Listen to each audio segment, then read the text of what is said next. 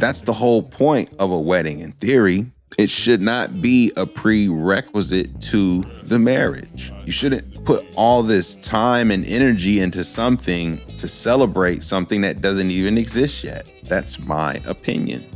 When we did get married, no one knew we were doing that outside of our parents and like very close circle of friends. So even though we were married for a year, it just was nobody's business. And I think that's where a lot of marriages and relationships go wrong, is that it be too many people's business, whether that be your own family, your own friends, it's everybody's business. And in these days, you put your business out voluntarily. It's just everybody's business. In real time, you haven't even processed your own feelings on this person, on the situation, and yet it's already spread to your network via social media. It's not healthy.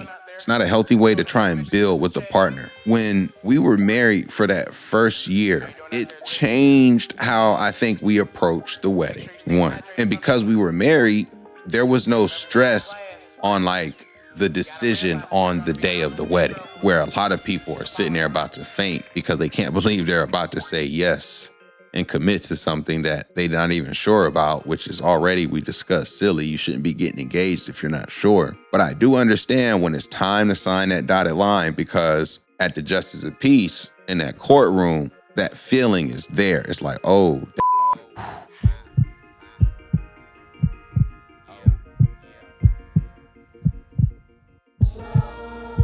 it's happening. You be like, man, this is real. I'm signing the dotted line for this. So I get it. That is a very emotional moment. And I don't knock anyone for having whatever reaction to that moment of truth where it's time to sign and make everything official. So I don't knock anybody for that moment. With that said, this is a huge reason why I'm suggesting you hold off on the wedding until you've actually been married for a little while. It takes the stress away. Now we can actually celebrate instead of stress. We can actually celebrate the union, celebrate the fact that we've created this marriage, this thing that's going to help establish a family and stronger community. That's the whole point of a wedding. In theory, it should not be a prerequisite to the marriage. You shouldn't put all this time and energy into something to celebrate something that doesn't even exist yet. That's my opinion. I think you would also look at your actual ceremony a lot differently when you're already in the marriage. You're going through the puppy love, if you will, the newly, like you're going to trim a lot of fat from what that wedding will look like, and you'll still feel good about it. One of the greatest just feelings about having that wedding a year later, one, there was no stress between her or I as it related to that event. Doing events in itself are very stressful, and we still had a planner. We had a planner. Shout out to you.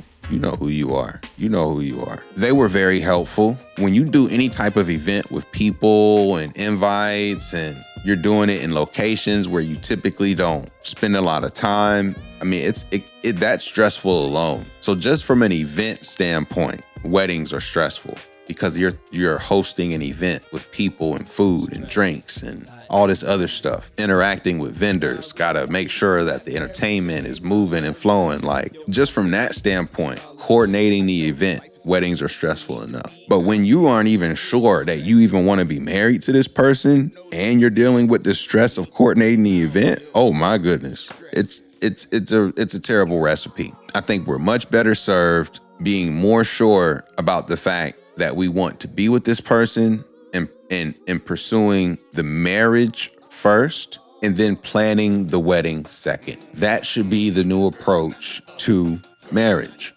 And I shouldn't say the new approach. I shouldn't say the new approach. It's not new. People have done this. People go to the Justice of Peace, don't have weddings at all. So this is not the new approach. It happens. It definitely happens. It's not the new approach, but I think it should be the normal approach. Maybe that's a better choice of words. It should be the normal approach to getting married. You should get married and then plan your wedding. to celebrate what you've created. It eliminates the stress, and I think it will help you make more responsible financial decisions in the planning process in a way where you won't regret it as much. To do that though, you and your partner do have to be on the same page. This is why I say choosing a partner, the right partner, is key.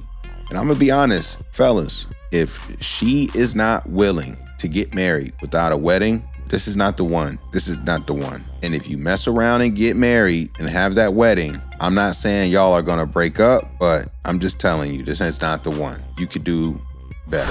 It doesn't matter how you feel.